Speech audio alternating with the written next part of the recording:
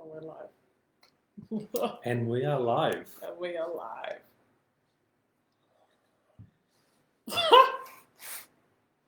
All right.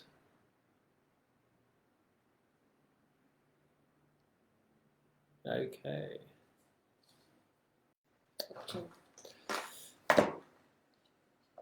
Now, so we are live. And we got 3 people watching. That's awesome. Just hang on a sec, guys. We are Facebook Live noobs, so we're just getting our head around this. Share. Nope, we don't want to share. Let's not share. I'll bring up the fake news.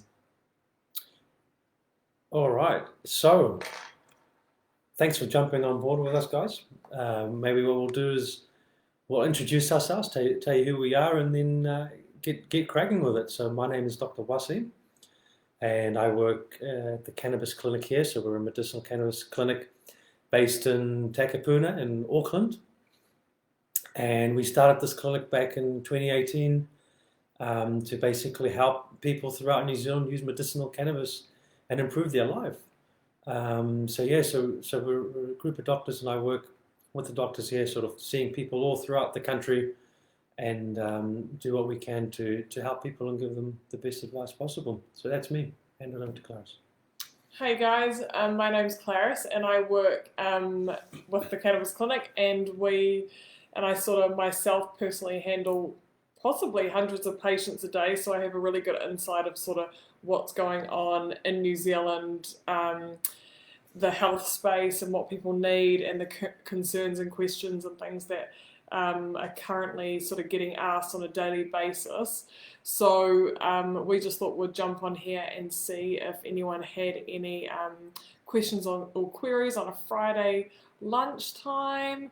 And if you guys don't have any, we're just going to run through some of like our most asked sort of concerns, questions and queries. And yeah, and hopefully bring some peace of mind to New Zealanders. Excellent. All right. Now, I think we got a comment, but I'm just trying to figure out how do I view this comment. Oh my God. Hang on a sec, guys. Just one moment. We have a question or a comment. Claris, how do you view the comment, Tina? Yeah. Well, actually, so we'll just go through some of probably them. You can figure it out while I do this. Yeah. So some of the most like asked questions, I guess, is whether medicinal cannabis is legal in New Zealand. And yes, it is, but it is still under a prescription. It's still a prescription medicine in New Zealand, which means you will need a GP or a specialist to do a prescription for you based on your health conditions. We are a specialist clinic, so we have about 8 GPs and specialists and some registered nurses that work at the Cannabis Clinic. We are able to facilitate prescriptions for New Zealanders that find it difficult to ask their GPs or source it from their GPs. They sometimes don't feel comfortable. They sometimes don't want to keep things separate, or they just want to go to, like, you go and see an osteochiropractor, you go and see a specialist about a certain health condition, and that's us. So our GPs work in the health sector in New Zealand, but they really are passionate about medicinal cannabis for an aligning amount of health conditions. All right, so now we got a question from Aaron. Aaron asks, when can you see the medical flower being available in New Zealand? That's a really good question. I think a lot of people are hanging out for that one. The intention is hopefully pretty soon. That's what we're hoping to see.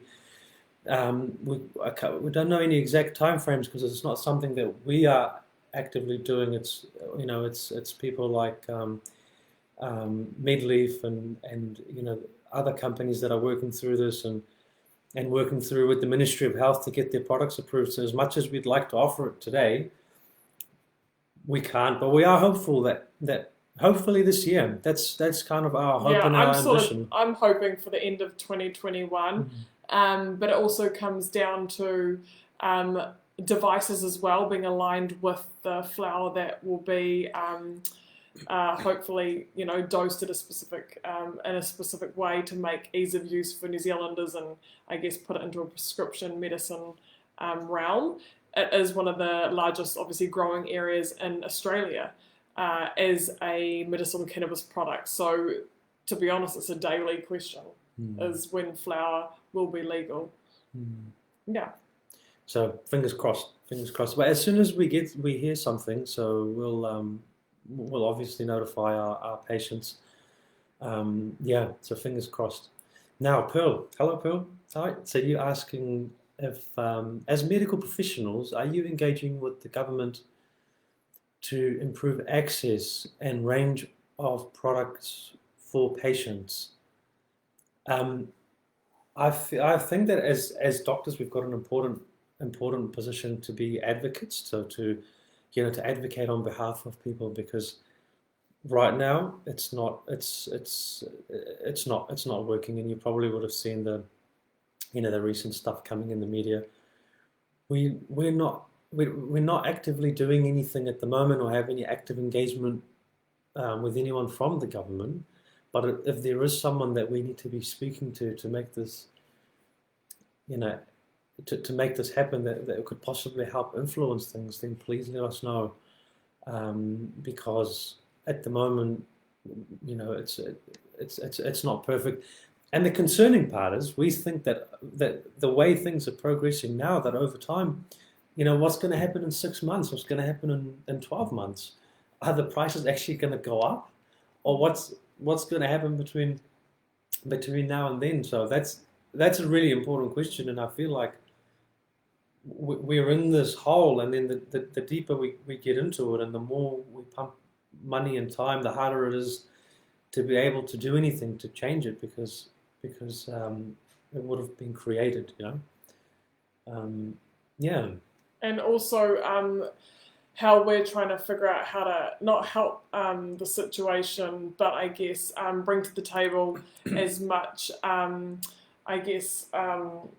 what's it called, like backing in order to present things to the government to make informed decisions, is gathering statistics on New Zealanders and our patients, from what they need, their health conditions, their ages, their cultural backgrounds, their history of healthcare in New Zealand. I feel like the more ammunition that we can gather as a clinic, the better sort of, the better resources we can present to the government and hopefully make some changes, because it does come down to, obviously, it's political changes, and you can't just, hiss and roar about certain things that are unfair. You've got to have a like backup. Influence, eh? It's like influence, have more influence. Yeah. So we're just trying to so that's why we need as much sort of this from you guys as possible: questions, queries. We need to educate New Zealanders. We need New Zealanders to have, dinner table discussions with friends and families, so that it becomes a talking point of New Zealanders, and it needs to be patient focus for healthcare with medicinal cannabis in New Zealand. And currently, it is not. It's very political. All right, now Shane is asking the question: how difficult is it to get funding from WINZ, and does the Cannabis Clinic help with this process? Maybe Claris, you can yes, gosh. Obviously, medicinal cannabis isn't funded by the government, which is unlike other prescription medications, and it is costly. But currently, people are spending about $4 a day on medicinal cannabis, outpatients, and that's on a kind of like a roundabout dose. And so it is affordable when you compare it to a cup of coffee, but I think upfront price of paying for one product of medicinal cannabis does limit some people not always having that amount of money in their wallet or their bank. So WINZ is incredibly important. You have to have a disability. You have to be on the WINZ. You have to have a disability allowance to be funded by WINZ, and they've introduced something called SNG, which is a special needs grant, and hopefully that's kind of quite focusing in on medicinal cannabis. So that's a section of the WINZ disability allowance. And then if you can apply for those two things and be that squeaky wheel, the squeaky wheel. Squeaky wheel wins on WINZ. So, but we have got, probably 20% of our patients are using WINZ to help with the first consultation, to pay for that, to get the prescription sorted, and to start their treatment journey. And then when they can prove that their treatment is working for them and it's going really well, then WINZ will make the assessment of them funding future payments for prescriptions. Thanks for that, Claris. Yeah, so now we've just got a question from Elizabeth. And so she said that my son was recently prescribed CBD THC through us. She saw Ali. And I'm nervous, though, as I read so much about not using CBD with some medications he takes that are processed through the liver, like sertraline and Telfast. Can you ease my mind a bit more on this? Also, CBD isolate is considered more energizing than a full-spectrum blend. We need to decide on one for daytime, but he suffers severe chronic fatigue along with headaches and dizziness. Okay, well, maybe we start off with the first part of the question, which is medication interactions. And I don't know how old your son is there, Elizabeth, but so we've prescribed him the 1010. I think with the CBD, what happens a lot is there's so many things online about CBD that it can get quite confusing as to what's actually relevant and what's actually not. And in this situation, sertraline and Telfast do not interact with CBD oil or THC for that matter. So I'd be very comfortable in progressing with those medications.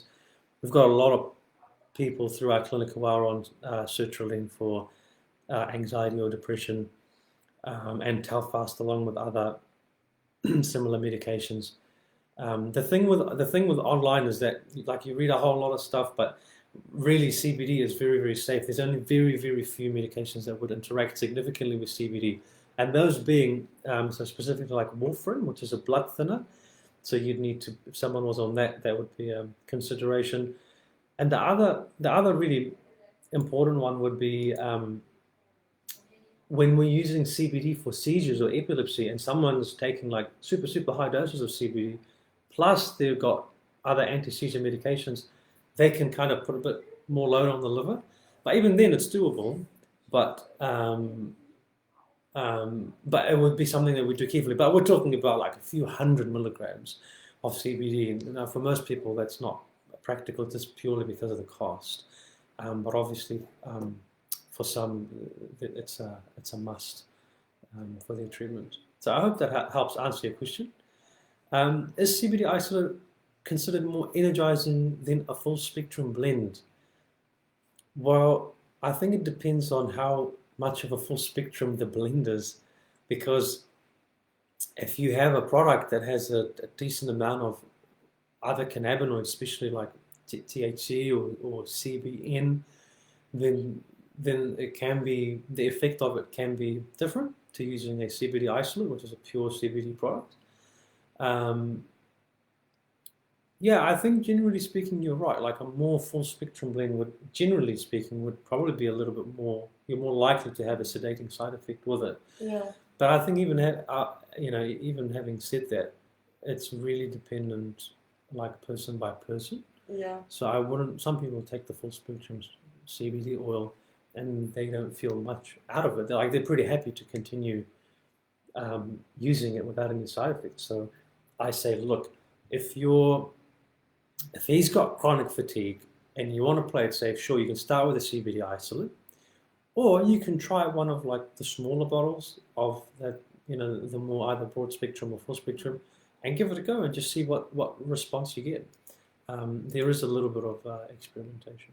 Yeah, it's a very personal journey. Medicinal cannabis, it's a plant and it's a patient journey, and so it'll interact with your body differently, just like other vitamins, supplements, and medications. And yeah, it is testing the waters and finding out what works best for you.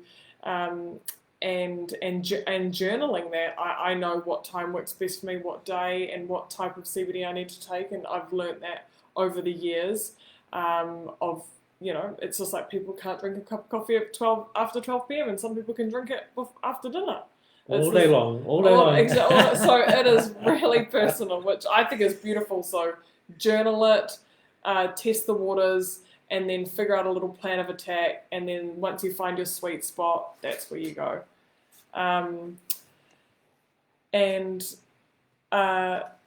So we've got another question here. Oh no! So we've got T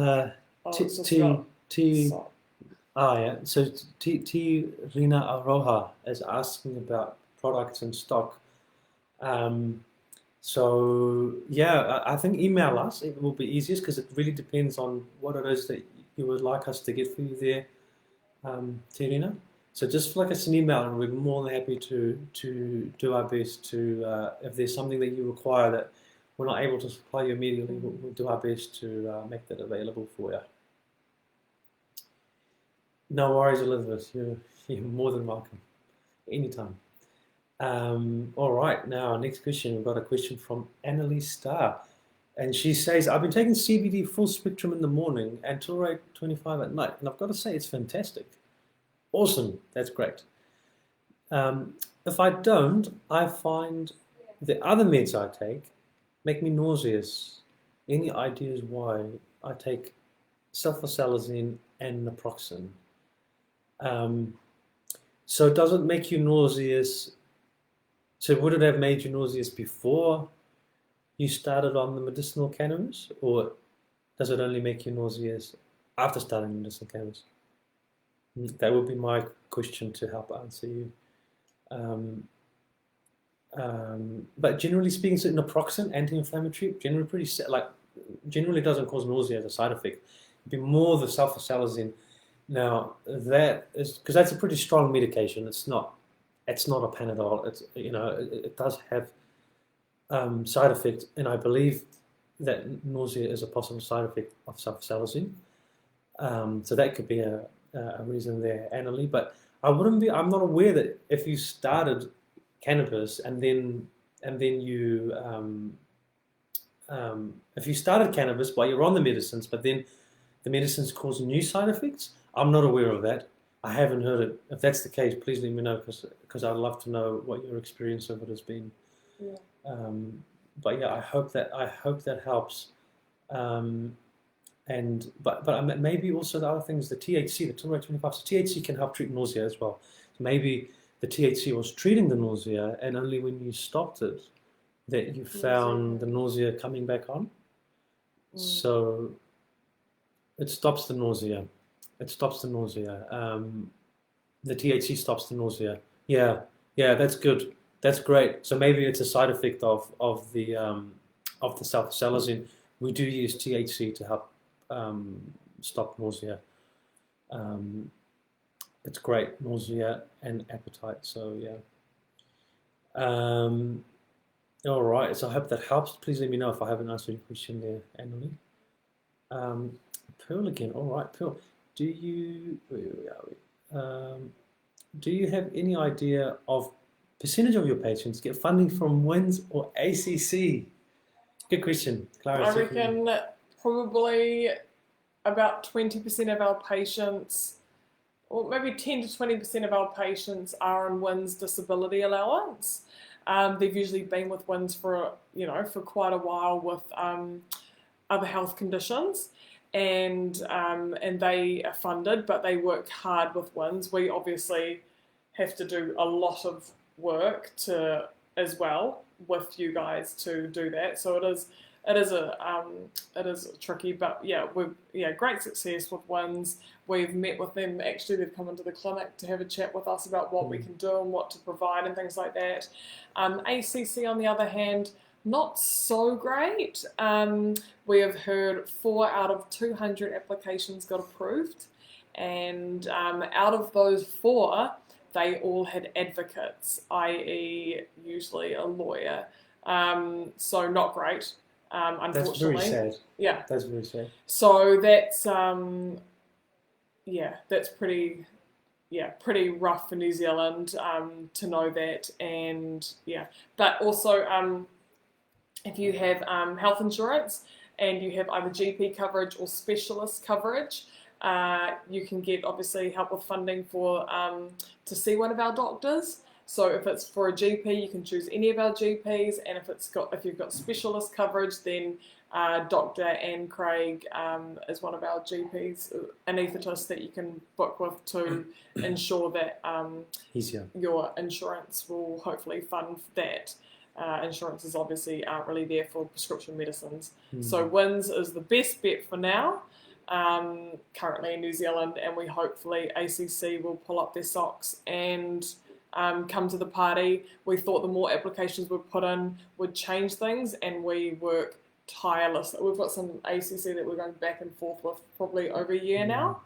It doesn't stop. They just, we can't really. No, just sitting on my desk, there's this ACC form that Shirley's asked. It's a pretty long, thick one, and I'm just dreading the next hour because I got to sit down and fill it out. But I think the issue with ACC, Pearl, is that they don't have any like guidelines or like any protocol. It's just when you contact them, they just say, "Oh, we do it on a person-by-person basis," and that's like not helpful. Like it's a government body, and there needs to be transparency about what criteria do you use to judge whether a patient is eligible for ACC funding or not, and so that we don't waste our time, we don't waste your time, and we follow that criteria, because it's not like it's a rare medicine that you're never going to hear of, so it's done on a case-by-case basis. This is something they're going to have to deal with for a long time. I did try and approach them about this, and they sent me a very impolite email back saying you should know all that already. So it didn't get very far with them, unfortunately. But if anyone has any contacts with ACC or would like to help us and work together on this, then I'd be more than happy to again advocate for everyone's behalf, because I feel like this is a responsibility that we carry to all of you guys, to everyone in New Zealand, that we have to kind of advocate, get this right, regardless of money, business, clinic, whatever. This is something that has to happen for the people. And some other sort of questions that we do get asked a little bit is... hang on, Claris, hang on. Annalise said it was after I started the South Salazine. Annalise, I'm not sure about that, because then the question is, did your dose of the medications change during the time that you were on the THC? Because if you had dose changes, that you could have played around with it. But starting cannabis shouldn't cause you to then have nausea from an already existing medicine. That is a little bit odd. I wonder whether maybe you should consider reducing the dose of the THC to see if that would take away that side effect. And to Irina, absolutely, give us an email and we'll do our best to help you there. And I guess some more broader sort of questions for all the people that are watching that aren't that haven't asked questions. A couple of comments that we sort of get quite often is, can I drive and work on medicinal cannabis? And yes, you can. Like, obviously, I think 60% of our patients are in the age brackets of 40 to 60, and they're all usually working. And so THC is a medicinal cannabis product that we strongly start off with in the evenings, usually after dinner, just to allow that time frame for any either side effects or any drowsiness or anything like that to take place at home in a safe environment. And so we sort of have that in the evenings. CBD doesn't have it's obviously does have a partial psychoactive effect, but not as much as THC. So that's why people do take CBD more so during the day, and doesn't impair driving or daily work activities.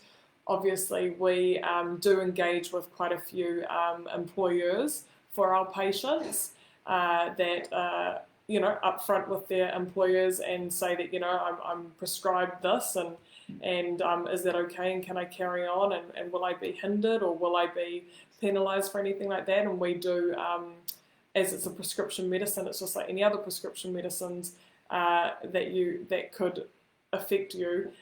People do tell their employers, and then we advocate on their behalves, and we have a lot of interaction with a lot of large corporations in New Zealand, which is great.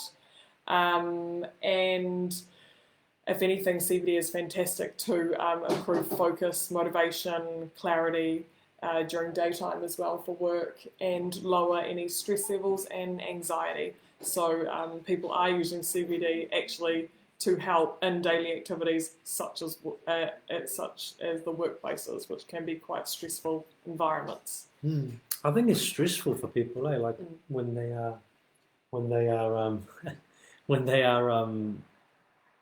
when they're taking something and they feel like their employer it might hinder their work, or there's a legal question about it. And the word cannabis is here, but it's a prescription medicine. But this kind of separation in people's minds still scares them, and yet they forget that other prescription medicines can have just a huge amount of side effects. Yeah, I think it's like people's ignorance. I remember the story of this man that came in to see one of our doctors here, and he was an older gentleman, and he before coming in, Mike told me that he'd gone to his house. Like it was one of his grandchildren that had brought him in. He was against the idea, but then they convinced him to come see us. And so he was so paranoid about his neighbors smelling cannabis that apparently he went and he got insulation or some all the padding around all the windows done in his house, so that they're all fully sealed, so that there's no air coming in or out of his house, just so that his neighbors wouldn't smell the cannabis that we're going to prescribe to him in his house. And it's an oral oil. And it's an oil. There is. So yeah, there's this there's this huge fear and stigma, and I think that's what people feel when they are dealing with their employers, or sometimes even their own family. That's why it needs to be dinner table discussions, education.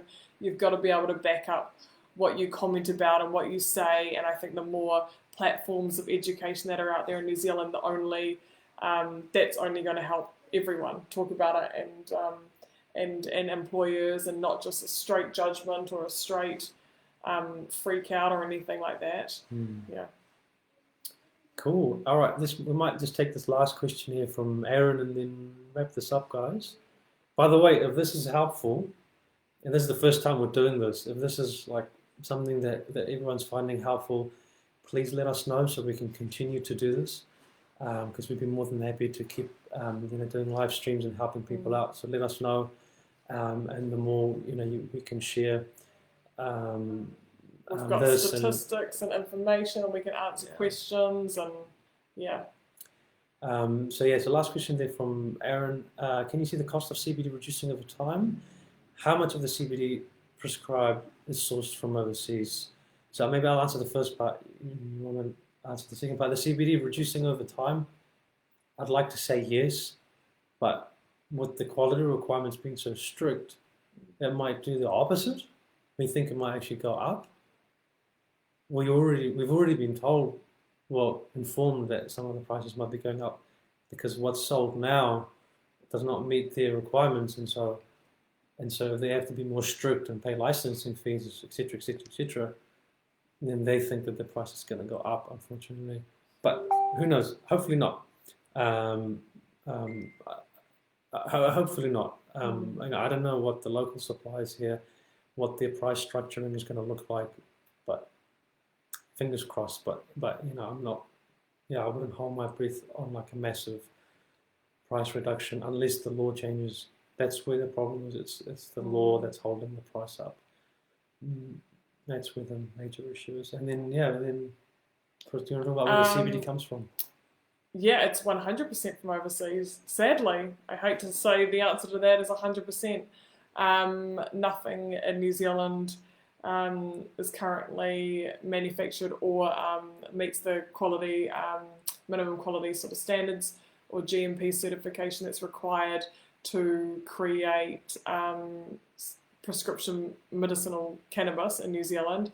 So currently it is all imported from overseas, so the United Kingdom, Canada, America, and Netherlands, and I think that's it. I think that's it. Yeah, which is, but it's sad. Obviously, our money's going offshore, and I mean, those businesses are probably doing well, and they're hiring staff in their own countries so once that comes back full circle into New Zealand, that's going to be phenomenal to have employment, to produce, obviously, New Zealand growing medicinal cannabis. We've got the best soil in the world, the best terroir, the best water quality coming out of trade winds. So it'd be an absolute game changer, but unfortunately, I guess it's 100% from overseas. Mm-hmm. Excellent. Thanks, Bert, for that comment. I appreciate your support. I agree. Journaling, stories and sharing experiences is really important. Feel free, guys, to keep sending us any questions or comments on this video, because if you have any more questions, we'll collect them, and then we'll just do this again. To them. Or we'll just do another live stream next week and take more of your questions and help answer them. So and bring loved ones on and friends, and don't tell them what you're gonna listen to, or just bring them on. All right, excellent. All right, thanks so much, guys, for tuning in. Have a good Friday. Yeah, have a good Friday and a good weekend. Bye-bye. I don't know how to end this now. How do you end this stream? Keep looking at us awkwardly. How do you end this? There we go. End live video. All right, take care. Peace. See ya.